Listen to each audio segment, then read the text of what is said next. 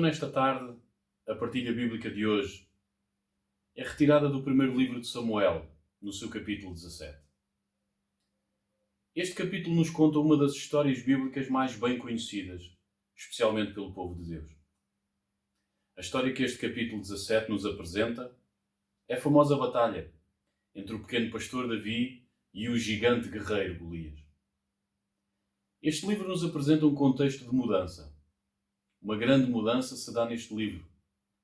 Uma mudança de governo, uma mudança de liderança. Uma teocracia é mudada para uma monarquia, a pedido do próprio povo. Ou seja, o rei divino é tirado do trono e um rei humano é colocado no seu lugar. Saul, que significa pedido a Deus, foi o homem escolhido pelo povo para ser o seu rei. Embora esta não fosse a vontade expressa de Deus, Deus, como rejeitado, permitiu esta forma de governo e este homem como rei e governador do seu povo. Embora não tenha sido uma escolha de Deus, Deus ainda assim manteve a sua aliança para com o seu povo. E Saul foi cheio do Espírito Santo, sendo capacitado por Deus para liderar a nação. Embora Saul não fosse perfeito, pois não existem homens perfeitos, tinha uma grande dificuldade. Essa dificuldade não estava à vista dos homens. Aliás, diz a Bíblia que Saul se destacava dos demais. A sua dificuldade estava no seu interior, no seu coração, no seu caráter. Essa dificuldade interior se revelou nos momentos-chave do seu reinado. O versículo 11 do capítulo 15 nos mostra em resumo, com uma expressão, aquilo que Deus achava acerca de Saul. Arrependo-me de haver posto Saul como rei, porquanto deixou de me seguir e não executou as minhas palavras. Saul tinha problemas com a obediência a Deus. Era obediente a si mesmo, à sua própria vontade. E quando confrontado por Samuel acerca dos seus erros, raramente admitia ou se arrependia. Apenas se justificava. Em consequência disso, Deus fez cumprir a sua palavra que está em Provérbios, capítulo 28, versículo 13. O que encobre as suas transgressões nunca prosperará, mas o que as confessa e deixa alcançará a misericórdia. Esta é uma parte do contexto do primeiro livro de Samuel, a ascensão de Saul como primeiro rei de Israel, e este capítulo 17 nos apresenta uma parte da queda de Saul como rei do povo de Deus. Embora vejamos em Saul um governo em queda livre, percebemos que por detrás há um Deus, há um Senhor que salva. E este é o título desta partilha, nesta tarde. O Senhor salva. Em primeiro lugar, o Senhor salva a nossa terra. Este capítulo inicia com uma declaração de guerra a Israel por um povo dos filisteus. Embora até muitos anos atrás um povo enigmático pela pouca informação extrabíblica existente, nos dias de hoje, através da arqueologia, conhecemos um pouco melhor quem eram os filisteus. As inúmeras oficinas encontradas em todos os centros urbanos dos filisteus confirmam a impressionante força económica deste povo. Enquanto os filisteus dominavam uma indústria cerâmica, em que eram capazes de produzir peças sofisticadas, os israelitas ainda produziam vasos de barro cru. A metalurgia dos filisteus era da excelência. E a Bíblia nos fala sobre isso quando nos descreve a armadura de Golias, dos versículos 5 ao versículo 7. Enquanto que em Israel, diz em 1 Samuel, capítulo 13, 19 a 20, nem um ferreiro existia, pois os filisteus os impediam de fabricar lanças e espadas. Somente Saul e Jónatas as possuíam. Enquanto os filisteus eram um povo já industrializado, bem equipado e preparado para a guerra, Israel era apenas um povo seminómada, onde predominavam as foices, as enxadas, os sachos e os machados. Conseguimos perceber bem as condições que os israelitas tinham para proteger a sua terra. À vista humana, perante aquela declaração de guerra pelos filisteus, no movimento de um exército bem preparado e armado a entrar pelas terras de Judá, seria muito fácil concluir que os israelitas ficariam servos dos filisteus e a sua terra seria conquistada. Mas o Senhor salva. O Senhor salvou a terra do seu povo. O Senhor guardou os pertences do seu povo em meio a uma derrota supostamente garantida. Os dias que vivemos hoje também não são dias fáceis para ninguém. E também o não são para o povo de Deus. As notícias que ouvimos acerca de um futuro próximo para a nossa nação, para a nossa terra, são também notícias preocupantes. Até agora estávamos apenas preocupados em não ser contagiados e não contagiar ninguém. Mas agora surgem novas preocupações acerca de como vai ser o futuro, pois as escolas fecharam, grande parte do comércio fechou, grande parte das empresas fecharam. Somos um país pequeno, limitado, dependente. E por isso surge agora uma grande preocupação com os efeitos económicos e sociais provocados pela invasão deste vírus. Pensamentos preocupantes começam a invadir a mente de todos. Como é que vai ficar o meu emprego? O meu lugar na empresa? Como é que vai ser com o meu negócio? Como é que vai ser com a minha casa? Como é que vai ser com o meu carro? Como é que vai ser com os meus pertences, com as minhas coisas? Esta era a pergunta que inundava a mente dos israelitas naqueles dias. E agora? Como é que vai ser? Mas o Senhor os salvou e hoje o Senhor continua a cuidar daqueles que são seus. Aquela terra era promessa de Deus para o seu povo. Aquela terra foi dada por Deus ao seu povo. Os seus pertences foram bênçãos de Deus quando saíram do Egito. Diz o Salmo 121, do versículo 1 ao versículo 8. E levo os meus olhos para os montes. De onde me virá o socorro? O meu socorro vem do Senhor, que fez o céu e a terra. Não deixará vacilar o teu pé. Aquele que te guarda não te esquenejará. Eis que não te esquenejará, nem dormirá o guarda de Israel. O Senhor é quem te guarda. O Senhor é a tua sombra à tua direita.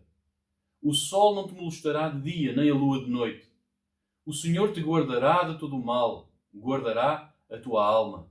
O Senhor guardará a tua entrada e a tua saída, desde agora e para sempre. E agora, como é que vai ser? O Senhor salva a nossa terra. Se Ele é teu Senhor, então podes confiar que vai guardar a tua terra e os teus pertences. Em segundo lugar, o Senhor salva-nos do medo. Se o desafio de lutarem juntos como povo contra os filisteus já parecia aterrador, então agora perante o desafio individual proposto por Golias, o gigante de Gate, o pânico foi completo.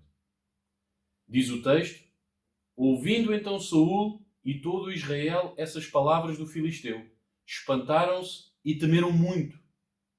Diz ainda: porém todos os homens de Israel, vendo aquele homem, fugiam de diante dele e temiam grandemente. Versículos 11 e 24.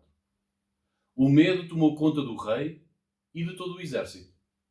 Perante o que ouviram e viram do seu inimigo, ficaram em pânico.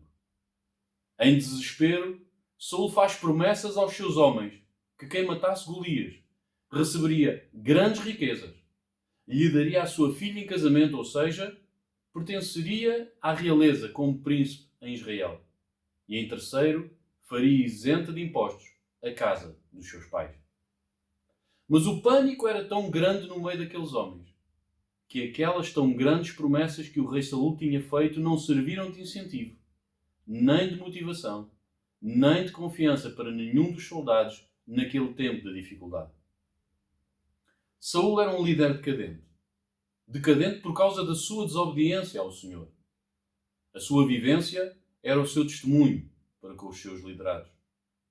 Saul era um homem atormentado, um homem assombrado, e foi desta maneira que alimentou o seu exército. O exército de Israel era um exército que andava por vista e não por fé. E aquilo que o exército viu e ouviu de Golias o fez desesperar, pois a forma como o exército havia sido alimentado, nem as tão grandes promessas do seu rei, do seu líder, lhes deram ânimo. Assim também hoje estes dias difíceis que vivemos vão trazer ao de cima como cada um se tem alimentado e como cada um tem sido alimentado, com ou sem a genuína palavra de Deus. É através do ouvir a palavra de Deus que a fé é gerada no coração do homem. Não é um processo humano, é um processo espiritual. Ou seja, quando os servos buscam ao Senhor, quando se entregam ao Senhor, o Senhor se faz usar dos seus servos e os encaminha na sua palavra e os usa para servirem uma refeição que vem do céu, e essa refeição vai levar junto a ela uma carga espiritual que vai penetrar no coração do homem e da mulher, gerando a fé.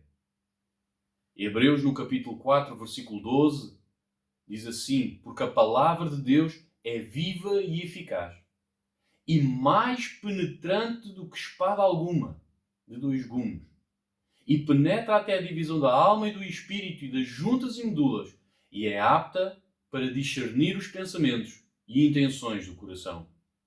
Romanos capítulo 10, versículo 17 ainda diz: a fé é pelo ouvir, e o ouvir pela palavra de Deus. No meio da batalha, as grandes promessas de Saul não deram confiança ao exército, porque o seu alimento não tinha Deus. Da mesma maneira hoje, no meio desta grande batalha que estamos a travar, as tão grandes promessas de Deus na sua palavra também poderão não trazer confiança ao teu coração, por causa da forma como te tens alimentado e tens sido alimentado até aqui. Só a genuína palavra que vem de Deus gera fé nos corações. Tudo o resto, mesmo com a Bíblia aberta, mesmo no nome de Deus, é humanismo, são filosofias, é pensamento positivo, são amarras psicológicas que não geram fé e não trazem resultado em alegria no Espírito Santo. São em dias como estes que ou teremos medo e assombro como o exército de Israel, ou teremos fé como Davi. Em terceiro lugar, o Senhor salva-nos do desprezo. Diz o texto bíblico que Davi era o filho mais novo de Jessé. Quando Samuel foi a Belém para sacrificar ao Senhor e convidou Jessé e os seus filhos ao sacrifício, reparamos que Davi não estava junto com os seus irmãos. Ou seja, Jessé, quando Samuel o convidou a ele e aos seus filhos, não mandou chamar a Davi. Até poderíamos pensar que Jessé achava que Davi não teria idade para ser ungido rei, pois era o filho menor. Isso estaria certo, se Samuel tivesse revelado a Jessé ao que vinha. Mas Samuel, quando convidou Jessé, não lhe revelou ao que vinha, apenas o convidou a ele e aos filhos para o sacrifício. Ou seja, percebemos que Davi ficou esquecido. O texto bíblico nos diz que os 3 filhos mais velhos de Jessé faziam parte do exército. Eliabe, Abinadab e Samá estavam na frente da batalha. Davi era um pequeno pastor de ovelhas e percebemos pelo pensamento acima que Davi estaria muitas vezes deslocado de casa, cuidando das ovelhas de seu pai. O texto leva-nos a pensar que os outros filhos de Jessé estariam perto, pois estiveram no sacrifício com Samuel. Mas agora surgiu a necessidade de enviar alimento para os irmãos mais velhos que estavam no exército. E Jessé não mandou nenhum dos 4 filhos que estavam com ele em casa. Mas aqui já se lembrou de Davi. Poderíamos pensar que é apenas um recado. E por os recados, enviamos os mais novos. Mas aquele não era apenas um recado. Davi vivia em Belém. E o Vale de Elá, ou Vale do Carvalho, como fala o versículo 2 do capítulo 17, onde estava acampado o exército com os seus irmãos, não se situava logo ali, ao virar da esquina. A distância que Davi precisaria percorrer era cerca de 20 km para cada lado. E o pedido do seu pai era que fosse correndo. Pelo texto percebemos também que Davi precisou de arranjar alguém para ficar com as ovelhas. E o texto não nos indica que Jessé tenha mandado nenhum dos outros irmãos para render a Davi. Então, Davi precisou mais uma vez de se virar sozinho e arranjar quem ficasse com o rebanho. Davi era lembrado para umas coisas e desprezado para outras. No verso 28, por fim, quando chegou ao arraial e tentava encontrar os seus irmãos, para levar recado ao seu pai de que estavam bem, foi recebido pelo seu irmão mais velho, Eliabe. E Eliabe o desprezou publicamente, pelas suas poucas ovelhas, chamando-o de presunçoso e de mau caráter. E a pergunta de Davi: que fiz eu agora? Denota que a implicância de Eliabe para com Davi não era circunstancial, não era do momento, já vinha acontecendo de trás. O verso 42 diz que Davi, apesar de se oferecer para lutar com Golias, quando todos estavam cheios de medo para o fazer, aquele gigante, quando o viu, o desprezou por ser um jovem, pela forma como estava vestido para a batalha, com o seu cajado de pastor.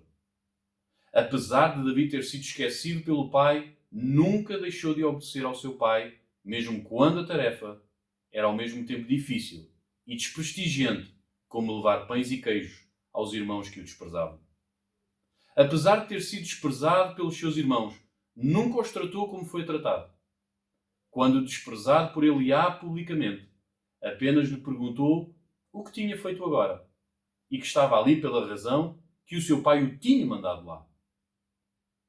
Perante a crítica destruidora do seu irmão, Davi não se exaltou. Não o confrontou asperamente. Não o humilhou publicamente. Apenas ignorou e desviou-se dele.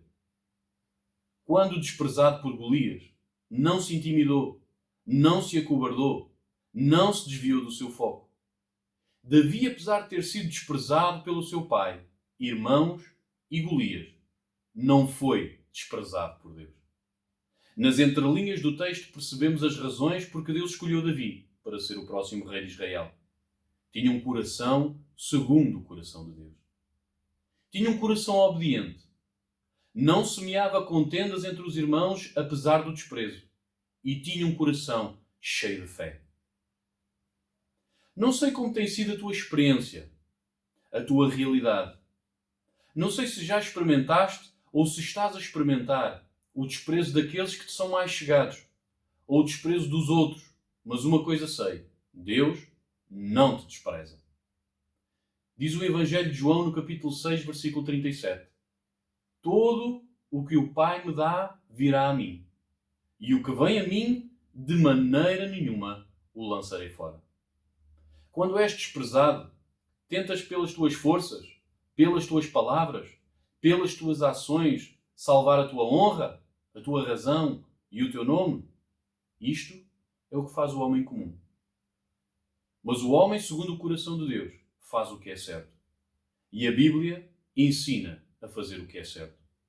Romanos capítulo 12, versículo 21, diz: não te deixes vencer pelo mal, mas vence o mal com o bem.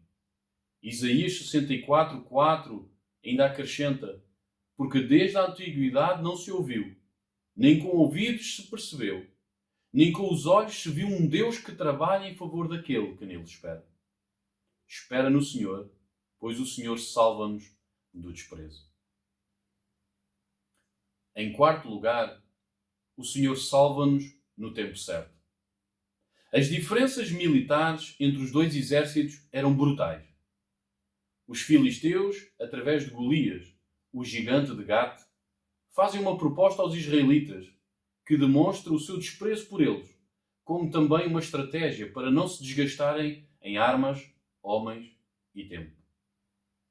A estratégia ia no sentido que cada um escolheria o seu homem mais forte, que os representaria, e quem matasse o adversário ficaria senhor sobre os vencidos. Era quase como que se dissessem: israelitas, sejamos realistas. Vocês não têm hipóteses contra nós. Não faz sentido estarmos a desgastar homens, armas e, sobretudo, tempo. Vamos acabar com isto. Escolham o vosso melhor homem para lutar. Aqueles dois exércitos já estavam acampados há 40 dias, pois o texto, no versículo 16, diz que Golias se apresentou durante 40 dias, desprezando os israelitas pela manhã e pela tarde, como se estivessem em quarentena. É preciso dizer que, apesar de se terem passado 40 dias de medo e temor pelo futuro, Deus não se atrasou. No 41º dia chegou Davi ao acampamento. Para muitos, Davi era apenas um miúdo. Para outros, era um irmão mais novo. Mas para Deus, Davi era o seu escolhido. Deus chegou no tempo certo Deus colocou aqueles homens em pausa, em quarentena, durante 40 longos dias, para que eles compreendessem que o rei do povo de Deus, sem Deus, é apenas um rei. E que o exército de Deus, sem Deus, é apenas um exército. E sem Deus, nada podiam fazer. O Evangelho de João, no capítulo 15 e no versículo 5, diz assim: Eu sou a videira, vós as varas. Quem está em mim e eu nele, esse dá muito fruto, porque sem mim nada podeis fazer. Precisamos olhar para o quadro pela perspectiva de Deus e não pela nossa perspectiva humana. Quando Deus faz, faz sempre bem. Deus, em relação ao seu povo, não constrói de um lado para destruir do outro. Deus trabalha olhando para o quadro completo. Se Davi não chegasse à batalha, o resultado seria Saúl e Jónatas acabavam mortos, o exército seria feito escravo, o povo trabalharia para sustentar os filisteus com pesados impostos e miséria, e a terra ficaria na posse dos filisteus. Mas nunca nos podemos esquecer que Deus é um Deus de aliança. E Deus tinha feito uma aliança há muitos anos atrás com Abraão. E tanto a terra como o povo estavam incluídos nessa aliança. Aquela quarentena de espera forçada fez com que Saúl, em desespero, fizesse promessas impensáveis. Quando essas promessas estavam certas entre todos e não podia voltar atrás, chegou Davi. Deus queria Davi no trono. E a promessa de Saúl estava feita. Quem matar o gigante irá casar com a filha do rei. Então Deus só precisava ajudar Davi a vencer Golias. E Davi entraria direto para o palácio. Deus queria que Davi não fosse mais desprezado e dependente. E a promessa de Saúl estava feita. Quem matar o gigante Golias irá ser enriquecido de grandes riquezas. Então Deus só precisava ajudar Davi a vencer Golias. E Davi ficaria rico, não mais desprezado e dependente. Apesar de pouco reconhecido por Jessé, Deus sabia da importância de Davi para o seu pai. Davi, no palácio, não mais retornaria à casa. Mas a promessa de Saúl estava feita. Quem matar o gigante Golias, a casa de seu pai ficará isenta de impostos. Então Deus só precisaria de ajudar Davi a vencer Golias, e a casa de Jessé ficaria isenta de impostos, cuidando assim de Jessé, bem como dos seus irmãos. Mas ao mesmo tempo Deus não se esquece de Saúl. Deus não se esquece de Jónatas. Deus não se esquece do exército. Não se esquece da terra. Pois Deus é Deus fiel, que cumpre as suas promessas. Nos nossos dias também é preciso dizer que Deus salva-nos no tempo certo. Deus nunca se atrasa. Mas também é preciso dizer que hoje, da mesma forma que fez naqueles dias de Saúl, hoje Deus também tem colocado os homens em pausa, em quarentena. É como se este grande e soberano Deus tivesse agarrado no comando da vida, apertado o botão e tivesse colocado a humanidade em pausa. E em pausa, Deus quer fazer os homens refletirem acerca de muitas coisas, pois, como vimos atrás, Deus vê o quadro completo. Os governantes discutem leis para acabar com a poluição e a poluição não diminui. Deus colocou os homens em pausa e em menos de uma quarentena a poluição diminuiu. As águas clarearam, os animais voltaram, o barulho das cidades foi substituído por uma natureza que já nos tínhamos esquecido dela. Estamos cheios de coisas, mas quando Deus colocou os homens em pausa, percebemos que ficámos saturados com as coisas que temos e que afinal precisamos uns dos outros e que somos mais importantes que as coisas que possuímos. Em pausa, percebemos que precisamos de uma boa alimentação.